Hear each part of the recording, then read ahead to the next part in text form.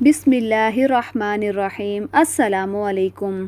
ایک مرتبہ حضرت فاطمہ رضی اللہ تعالی عنہا اور حضرت علی رضی اللہ تعالی عنہ پر سخت فاقہ تھا۔ انہوں نے حضرت فاطمہ رضی اللہ تعالی عنہا سے فرمایا، اگر تم اپنے ابا جان جناب نبی کریم صلی اللہ علیہ وآلہ وسلم کی خدمت میں جا کر کچھ لے آؤ تو اچھا ہے۔ چنانچہ حضرت فاطمہ رضی اللہ تعالی عنہا نبی پاک صلی اللہ علیہ وآلہ وسلم کی خدمت میں حاضر ہوئیں۔ اس وقت نبی پاک صلی اللہ علیہ وآلہ وسلم کے پاس حضرت ایمن رضی اللہ تعالی عنہا موجود تھیں۔ حضرت فاطمہ رضی اللہ تعالی عنہا نے دروازہ کھٹکھٹایا تو نبی پاک صلی اللہ علیہ وآلہ وسلم نے ایمن سے فرمایا کہ یہ کھٹکھٹاہٹ تو فاطمہ کی ہے، اور تعجب کا اظہار فرمایا کہ آج اس وقت آئی ہے، پہلے کبھی تو اس وقت نہیں آیا کرتی تھی۔ حضرت فاطمہ رضی اللہ تعالی عنہا اندر آ گئیں اور انہوں نے عرض کیا، یا رسول اللہ صلی اللہ علیہ وآلہ وسلم، فرشتوں کا کھانا لا الہ الا اللہ ہے، سبحان اللہ ہے اور الحمدللہ ہے، ہمارا کھانا کیا ہے؟ نبی پاک صلی اللہ علیہ وآلہ وسلم نے فرمایا، اس ذات کی قسم جس نے مجھے حق دے کر بھیجا ہے، محمد صلی اللہ علیہ وآلہ وسلم کے گھرانے کے کسی گھر میں 30 دن سے آگ نہیں جلی۔ پھر فرمایا، ہمارے پاس چند بکریاں آئی ہیں، اگر تم چاہو تو 5 بکریاں تمہیں دے دوں، اگر چاہو تو وہ 5 کلمات تمہیں سکھا دوں جو حضرت جبرائیل علیہ السلام نے مجھے سکھائے ہیں۔ حضرت فاطمہ رضی اللہ تعالی عنہا نے عرض کیا، نہیں، مجھے بکریاں نہیں چاہیے، بلکہ مجھے تو وہ 5 کلمات سکھا دیں جو آپ کو حضرت جبرائیل علیہ السلام نے سکھائے ہیں۔ نبی پاک صلی اللہ علیہ وآلہ وسلم نے یہ فرمایا کہ یا اول الاولین، یا آخر الآخرین، و یا ذی القوۃ المتین، و یا ارحم الراحمین، و یا ارحم المساکین، و یا ارحم الراحمین۔ پھر حضرت فاطمہ رضی اللہ تعالیٰ عنہ واپس چلی آئیں۔ حضرت علی رضی اللہ تعالیٰ عنہ نے پوچھا، کیا ہوا؟ تو حضرت فاطمہ رضی اللہ تعالیٰ عنہ نے فرمایا کہ میں آپ صلی اللہ علیہ وآلہ وسلم کے پاس دنیا لینے گئی تھی، لیکن وہاں سے آخرت لے کر آئی ہوں۔ حضرت علی رضی اللہ تعالیٰ عنہ نے فرمایا، پھر تو یہ دن تمہارا سب سے بہترین دن ہے۔ بخاری شریف کی بھی روایت میں ہے کہ ایک دن حضور صلی اللہ علیہ وآلہ وسلم بیٹی سے ملنے گھر گئے۔ حضرت علی گھر پر نہیں تھے۔ پوچھا کہ آپ کے خاوند کہاں ہیں؟ حضرت فاطمہ رضی اللہ تعالیٰ عنہ نے فرمایا کہ ہمارا کچھ جھگڑا ہو گیا ہے، اس لیے ناراض ہو کر باہر چلے گئے ہیں، شاید مسجد میں سوئے ہوئے ہوں۔ حضور صلی اللہ علیہ وآلہ وسلم جب گئے تو حضرت علی رضی اللہ تعالیٰ عنہ مسجد میں سوئے ہوئے تھے، ننگی زمین پر سوئے ہوئے تھے اور بدن پر مٹی لگی ہوئی تھی۔ حضور صلی اللہ علیہ وآلہ وسلم بڑی محبت سے بیٹھے، ہاتھ سے مٹی جھاڑنے لگے اور کہنے لگے، اٹھو ابو تراب، اٹھو ابو تراب، یہاں کیوں سو رہے ہو؟ چلو گھر چلو۔ ابو تراب کا مطلب خاک آلود اور مٹی والا ہے۔ حضرت علی رضی اللہ تعالی عنہ کہتے ہیں کہ مجھے سب سے زیادہ یہ کنیت پسند آتی ہے، جب مجھے کوئی ابو تراب کہتا ہے تو مجھے بہت اچھا لگتا ہے۔ یہ مجھے جناب حضور صلی اللہ علیہ وآلہ وسلم نے کہا تھا۔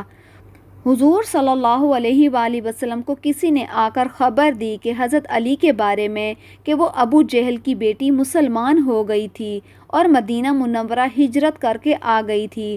مسلمان نوجوان لڑکی تھی۔ خبر مشہور ہوئی کہ حضرت علی ان سے نکاح کرنا چاہتے ہیں۔ حضرت فاطمہ تک یہ بات پہنچی تو وہ پریشان ہو گئیں، اور سب سے بڑی بات یہ تھی کہ وہ ابو جہل کی بیٹی تھیں۔ مکہ کے 12-13 سال کی اذیت کا دور وہ انہیں یاد آنے لگا، وہ اوجھڑی جو حضور صلی اللہ علیہ وآلہ وسلم پر ڈالی گئی تھی، حضرت فاطمہ نے آ کر ہٹائی تھی، تو خیال ہوا کہ میرا گزر نہیں ہوگا ابو جہل کی بیٹی کے ساتھ۔ پچھلی تمام باتیں ان کو یاد آتی تھیں کہ خواہ مخواہ میں آپس میں اختلافات ہوں گے، اور جا کر حضرت فاطمہ نے حضور صلی اللہ علیہ وآلہ وسلم سے عرض کیا کہ یہ پتہ چلا ہے کہ آپ کا داماد، آپ کا چچا کا بیٹا ابو جہل کی بیٹی کے ساتھ شادی کرنا چاہتا ہے، تو آپ کوئی بیٹیوں کا خیال بھی کیا کرتے ہیں یا نہیں؟ بیٹی باپ سے کہہ رہی ہے۔ حضور صلی اللہ علیہ وآلہ وسلم نے جا کر فرمایا کہ نہیں بھائی، نبی کی بیٹی اور ابو جہل کی بیٹی ایک گھر میں نہیں آئیں گی۔ حضرت علی کرم اللہ وجہ بن ابی طالب فاطمہ بن اسد کے بطن سے ایک روایت کے مطابق کعبہ کی 6 صدی عیسوی میں پیدا ہوئے تھے۔ چھوٹی سی ہی عمر میں حضور صلی اللہ علیہ وآلہ وسلم کی کفالت میں آ گئے۔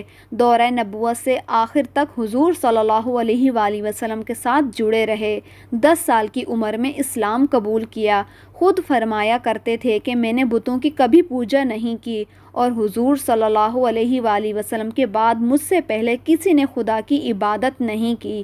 ابتدائی عمر میں حضور صلی اللہ علیہ وآلہ وسلم سے ہی بہت محبت کرتے تھے۔ جب کوہ صفا پر چڑھ کر حضور صلی اللہ علیہ وآلہ وسلم نے اعلان نبوت کیا تو آپ کی آواز پر کسی نے کان نہیں دھرا، مگر حضرت علی رضی اللہ تعالیٰ عنہ کی اس وقت عمر صرف 15 سال تھی۔ گویا کہ انہوں نے کہا کہ میں عمر میں چھوٹا ہوں، مجھے آشوب چشم کا عارضہ ہے اور میری ٹانگیں بہت پتلی ہیں، تاہم پھر بھی میں آپ کا دستے بازو بنوں گا۔ جس وقت آپ کی عمر 22 سال کی تھی، آپ اپنی جان کی بازی لگا کر حضور صلی اللہ علیہ وآلہ وسلم کے بستر پر پوری رات لیٹے رہے، اور حضور صلی اللہ علیہ وآلہ وسلم ہجرت کر کے مدینہ کی طرف چلے گئے۔ اس کے 3 دن کے بعد خود بھی حضور صلی اللہ علیہ وآلہ وسلم سے جا ملے، اور مدینہ طیبہ میں پہنچنے کے بعد ہمیشہ حضور صلی اللہ علیہ وآلہ وسلم کے شانہ بشانہ رہے۔ ہر جنگ میں آپ کے ساتھ تھے، سوائے ایک جنگ میں آپ نے ایک جنگ میں شرکت نہیں کی، اور باقی تمام جنگوں میں آپ نے داد شجاعت حاصل کی۔ غزوہ تبوک کے موقع پر حضور صلی اللہ علیہ وآلہ وسلم نے آپ کو جنگ میں شرکت سے روک دیا تھا، اور اہل بیت کی حفاظت اور نگرانی کے لیے مدینہ منورہ میں رہنے کا حکم دیا، تو اس کا آپ کو بہت زیادہ دکھ ہوا، مگر حضور صلی اللہ علیہ وآلہ وسلم نے یہ کہہ کر ان کے اعزاز کو بلند کیا کہ علی تم اسے پسند نہیں کرتے، تم میرے نزدیک وہ مقام رکھتے ہو جو ہارون کا موسیٰ کے نزدیک تھا۔ حضرت علی کی اہمیت حضور صلی اللہ علیہ وآلہ وسلم کے نزدیک بہت زیادہ تھی کہ حضور صلی اللہ علیہ وآلہ وسلم اہم اور مشکل ترین امور کے انجام دہی کے لیے حضرت علی کو ہی مامور فرماتے تھے۔ جب تک حضور صلی اللہ علیہ وآلہ وسلم زندہ رہے، اسی جان نثاری کو دیکھ کر حضور صلی اللہ علیہ وآلہ وسلم نے غدیر خم کے خطبے میں فرمایا کہ جو علی کا دشمن ہے وہ میرا بھی دشمن ہے، اور جو علی کا دوست ہے وہ میرا بھی دوست ہے۔ حضور صلی اللہ علیہ وآلہ وسلم کی وفات کے بعد خلیفہ سوم کے زمانے تک بھی اہم کارنامے اور خدمت انجام دیتے رہے۔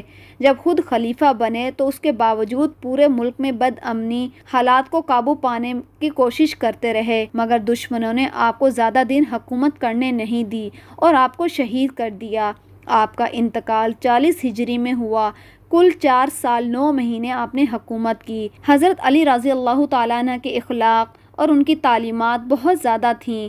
حضرت علی رضی اللہ تعالیٰ عنہ کی اخلاق کی روشنی پر ایک یوں نظر ڈالتے ہیں کہ حضرت علی رضی اللہ تعالیٰ عنہ دشمن کی زد سے بھی محفوظ نہ رہ سکے، یہاں تک کہ ابن ملجم نے زہر پلائی ہوئی تلوار سے آپ پر ایسی ضرب لگائی کہ آپ شہید ہو گئے، مگر مرنے سے پہلے ابن ملجم کو گرفتار کر لیا گیا۔ آپ کے سامنے جب اسے پیش کیا گیا، اس کی شکل و صورت کو دیکھتے ہوئے آپ نے حکم دیا کہ مقتول سے پہلے قاتل کی پیاس بجھائی جائے۔ یہ جملہ آپ کی اخلاقی تعلیمات کا مظہر تھا، یعنی کہ آپ کو بھی پیاس کی شدت تڑپا رہی تھی، مگر حکم دیتے ہیں کہ پہلے میرے قاتل کی پیاس بجھائی جائے۔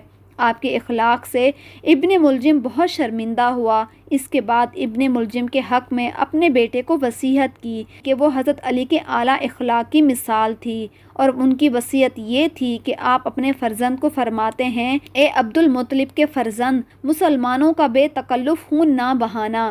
تم کہو گے کہ امیر المومنین قتل کر دیے گئے، مگر خبردار سوائے میرے قاتل کے کسی کو قتل نہ کرنا۔ دیکھو اگر میں اس وار سے مر جاتا ہوں تو اس پر ایک ہی وار کرنا، اس کا مسئلہ نہ کرنا، کیونکہ میں نے حضور صلی اللہ علیہ وآلہ وسلم سے سنا ہے، اور وہ فرماتے تھے خبردار کسی ذی روح کو مار کر اس کا مسئلہ نہ کرنا۔